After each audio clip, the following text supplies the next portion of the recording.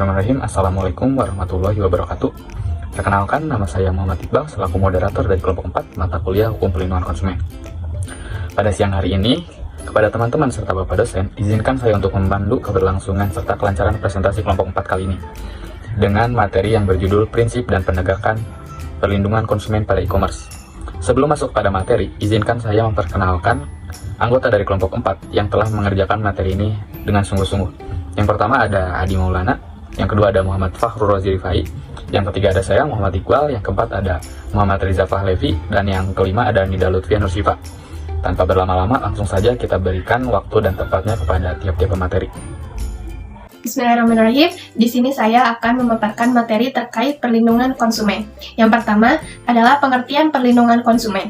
Menurut UU tentang perlindungan konsumen pasal 1 ayat 2, pengertian konsumen adalah bahwa setiap orang pemakai barang dan atau jasa yang tersedia dalam masyarakat, baik bagi kepentingan diri sendiri, keluarga, orang lain maupun makhluk hidup lain, dan tidak untuk diperdagangkan. Sedangkan perlindungan konsumen merupakan suatu peraturan yang mengatur tentang hak dan kewajiban yang timbul dari upaya pemenuhan kebutuhan konsumen dan produsen, serta mengatur upaya untuk menjamin terwujudnya perlindungan hukum bagi kepentingan konsumen secara keseluruhan. Adapun cakupan perlindungan konsumen sangat luas dan mencakup perlindungan konsumen atas barang dan jasa, mulai dari tahap aktif pembelian barang dan jasa hingga akibat dari penggunaan barang dan jasa tersebut. Ruang lingkup perlindungan konsumen dapat dibagi menjadi dua aspek. Yang pertama, perlindungan terhadap kemungkinan pengiriman barang non-kontraktual kepada konsumen.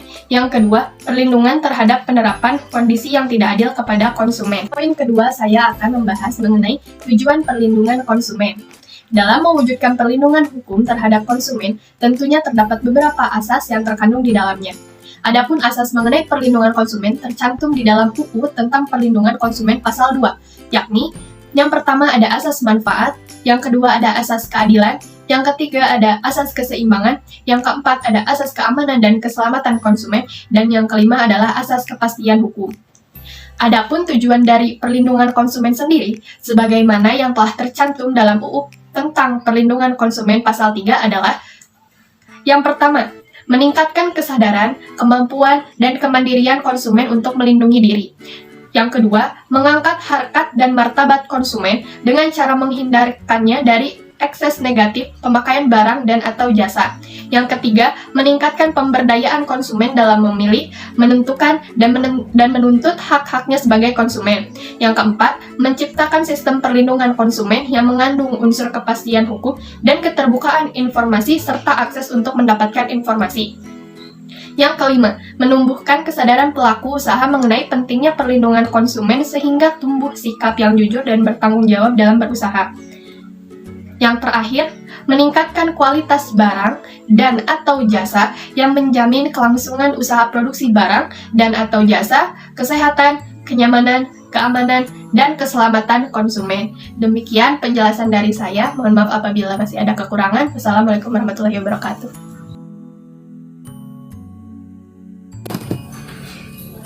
Assalamualaikum warahmatullahi wabarakatuh. Terima kasih kepada moderator yang telah memberikan waktunya untuk saya menjelaskan materi yang kedua, yaitu prinsip perlindungan konsumen. Prinsip perlindungan konsumen ini terbagi menjadi 5 bagian. Yang pertama yaitu produsen atau pelaku usaha, yang dimana ini produsen atau pelaku usaha ini dijelaskan dalam pasal 1 ayat 3 Undang-Undang Nomor 8 tahun 1999 tentang perlindungan konsumen tidak memakai istilah produsen, tetapi memakai istilah pelaku usaha yang bunyinya sebagai berikut.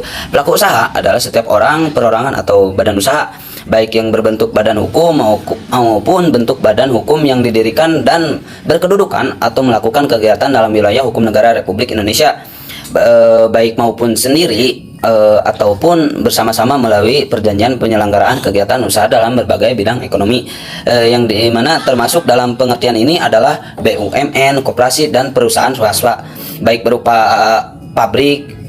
pabrikan atau importer, pedagang, terus eceran, dan lain sebagainya. Yang dimana pelaku usaha adalah pihak yang harus bertanggung jawab atas akibat-akibat negatif berupa kerugian yang ditimbulkan oleh usahanya terhadap pihak ketiga, yaitu konsumen, sama seperti seorang produsen. Terus yang kedua itu konsumen. Konsumen pada umumnya diartikan sebagai pemakai terakhir dari produk yang diserahkan kepada mereka oleh pengusaha, yaitu setiap orang yang mendapatkan barang atau dipakai dalam setiap untuk perdagangan atau diperjualbelikan lagi, yang dimana ini dijelaskan pada pasal 1 ayat 2 Undang-Undang Nomor 8 tahun 1999. Terus yang ketiga itu produk dan standarisasi produk. Dalam pengertian luas, produk ialah segala barang dan jasa yang dihasilkan oleh suatu proses sehingga produk berkaitan erat dengan teknologi. Jadi ini dijelaskan dalam pasal 1 ayat 4 Undang-Undang Perlindungan Konsumen, yang dimana isinya itu barang adalah setiap benda, baik berwujud maupun tidak berwujud, baik bergerak maupun tidak bergerak, dapat dihabiskan maupun tidak dapat dihabiskan, yang dapat untuk diperdagangkan, dipakai, dipergunakan, dan dimanfaatkan oleh konsumen. Dan ada lain lagi, yaitu dijelaskan dalam pasal 1 ayat 5 ya Undang-Undang nomor 8 tahun 1999 tentang perlindungan konsumen, yaitu jasa adalah setiap layanan yang terbentuk pekerjaan atau prestasi disediakan bagi masyarakat untuk dimanfaatkan oleh konsumen. Terus yang keempat itu peran dan pemerintah. Berkaitan dengan pemakaian teknologi yang semakin maju dan supaya tujuan standarisasi dan sertifikasi tercapai semaksimal mungkin, maka pemerintahan perlu aktif dalam membuat, menyesuaikan, dan mengawasi pelaksanaan peraturan yang berlaku. Upaya pemerintahan untuk melindungi konsumen dari produk yang merugikan dapat dilaksanakan dengan cara mengatur, mengawasi, serta mengendalikan produksi, distribusi, dan peran produk sehingga konsumen tidak dirugikan baik kesehatan maupun kerugian. Yang dimana ini berdasarkan tujuan pemerintah memberikan kebijakan. Yang pertama itu registrasi dan penilaian, terus yang kedua itu pengawasan produksi, terus yang ketiga itu pengawasan distribusi, terus yang keempat itu pembinaan dan pengembangan usaha, terus yang kelima itu peningkatan dan pengembangan peranan dan tenaga. Yang dimana hal tersebut berdasarkan pasal 33 Undang-Undang Dasar Negara Republik Indonesia tahun 1945 dapat melaksanakan melalui perbuatan peraturan dan pengawasan pelaksanaan peraturan itu. Terus yang kelima itu yang terakhir yaitu klaus baku. Sehubungan dengan standar kontrak adalah penggunaan klausula baku dalam transaksi konsumen. Yang dimaksud dengan klausa baku menurut pasal 1 ayat 10 Undang-Undang Nomor 8 tahun 1999 tentang perlindungan konsumen adalah klausula baku adalah setiap aturan atau ketentuan yang syarat-syarat telah dipersiapkan dan ditetapkan terlebih dahulu secara sepihak atau pelaku usaha yang dituangkan dalam satu dokumen atau perjanjian yang mengikat dan mewajibkan sepenuh oleh konsumen. Terus yang ini dijelaskan dalam pasal 18 Undang-Undang Nomor 8 tahun 1999 tentang perlindungan konsumen. Ini terbagi menjadi 4 bagian ya. Yang pertama itu pelaku usaha dalam menawarkan barang atau jasa yang ditujukan untuk diperdagangkan dilarang membuat atau mencantumkan klausula baku pada setiap dokumen atau perjanjian apabila yang dimana itu menyertakan pengalihan tanggung jawab pelaku usaha. Terus yang kedua itu menyatakan bahwa pelaku usaha berhak menolak penyerahan kembali barang yang dibeli konsumen. Terus yang ketiga itu menyatakan bahwa pelaku usaha berhak menolak penyerahan kembali uang yang dibayar atas barang dan jasa yang diberikan oleh konsumen.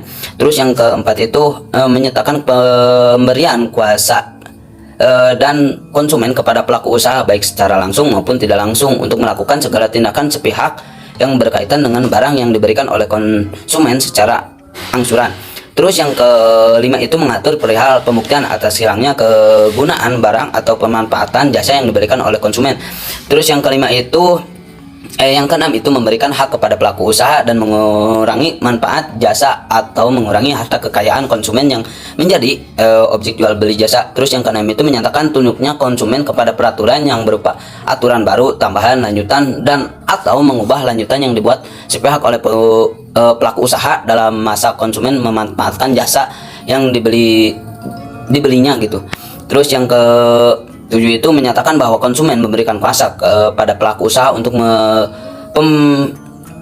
bebanan hak tanggungan, hak gadai atau jaminan terhadap barang yang dibeli oleh konsumen secara angsuran. Terus yang kedua itu pelaku usaha dilarang mencantumkan klausul baku yang letak atau bentuk sulit terlihat atau tidak dapat dibaca secara jelas atau yang mengungkapkan sulit mengerti. Terus yang ketiga itu setiap klausul baku yang telah ditetapkan oleh pelaku usaha dan dokumen atau perjanjian yang memenuhi ketentuan sebagai dimaksud pada ayat 1 dan ayat 2 dinyatakan batal demi hukum. Terus yang keempat itu pelaku usaha wajib menyesuaikan klausul baku yang bertentangan dengan undang-undang ini. Terus ini dijelaskan pada perhatian substansi pada pasal 19 ayat 1 dapat diketahui bahwa tanggung jawab pelaku usaha meliputi tanggung jawab ganti kerugian dan kerusakan. Terus yang kedua itu tanggung jawab kerugian dan kerugian konsumen. Terus yang ketiga itu tanggung jawab ganti kerugian atas pencermatan gitu. Bismillahirrahmanirrahim. Di sini saya akan menjelaskan tentang upaya perlindungan konsumen. Upaya perlindungan konsumen ini akan memotivasi kepada para pelaku usaha atau produsen dalam bersaing membuat suatu produksi yang bermutu sesuai dengan ketentuan atau peraturan yang telah berlaku, sehingga akan menghasilkan suatu iklim perdagangan yang sehat dan juga kondusif. Tentunya upaya pelindungan konsumen ini juga tidak hanya berfokus terhadap penyelesaian sengketa yang berhubungan dengan hak dan kewajiban konsumen, akan tetapi kita juga harus berfokus terhadap upaya pengawasan dalam standarisasi produk yang bermutu. Nah, standarisasi mutu produksi ini akan menekan kepada apa yang harus diproduksi oleh suatu produsen tentunya. Dan produsen atau pelaku usaha harus menjamin produk yang dibuat olehnya agar tidak merugikan, tidak membuat penipuan terhadap konsumen. Oleh karena itu, pemerintah membuat Undang-Undang Perlindungan Konsumen UPK pada tahun 1999 nomor 8. Karena kita tidak ingin kasus-kasus seperti penipuan daging celeng, kasus-kasus penipuan bahkan sekarang di ITE ini akan banyak terjadi dan juga terulang. Upaya lain yang bisa dilakukan selain dari pemerintah adalah dari diri konsumen kita pribadi, agar mewanti-wanti waspada terhadap membeli suatu barang kebutuhan kita semua. Mungkin itu yang bisa saya sampaikan ya. Kurang lebih mohon maaf. Bismillahirrahmanirrahim. Materi keempat yaitu transaksi e-commerce. Memahami e-niaga. E-commerce secara umum dapat dipahami sebagai pembelian dan penjualan transaksi elektronik melalui sarana internet. Lebih lanjutnya, e-commerce adalah sebagai proses bisnis dengan menggunakan teknologi elektronik yang menghubungkan bisnis, konsumen, dan masyarakat dalam bentuk transaksi elektronik dan pertukaran atau pembelian barang. Faktor-faktor pendukung e-commerce yaitu cakupan yang luas, proses transaksi yang cepat. E-commerce dapat mendorong kreativitas dari pihak penjual secara cepat dan tepat, dan pendistribusian informasi yang disampaikan berlangsung secara periodik. E-commerce dapat menciptakan efisiensi yang tinggi, murah, serta inovatif. E-commerce dapat meningkatkan kepuasan pelanggan dengan pelayanan yang cepat, mudah, aman, dan akurat. Keuntungan dari e-niaga. Manfaat e-commerce bagi konsumen yaitu adalah mencari barang dan belanja online mudah, belanja cukup di satu tempat saja. Kemudian perusahaan e-commerce adalah peningkatan pendapatan dan loyalitas pelanggan. Contohnya adalah sebuah bisnis yang dapat menjangkau pelanggan di seluruh dunia.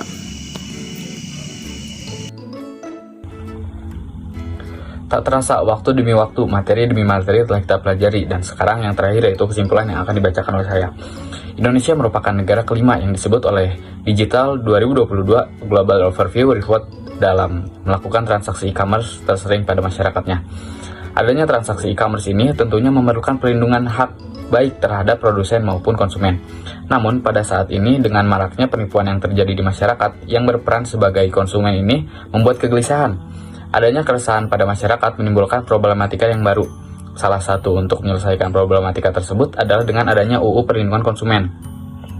Dalam undang-undang sendiri, prinsip perlindungan konsumen telah sesuai, namun pada penegakannya belum sempurna dikarenakan perlindungan konsumen ini hanya berpusat pada transaksi yang dilakukan secara optimal dikarenakan lemahnya hukum positif terkait perlindungan hukum konsumen dalam bertransaksi e-commerce.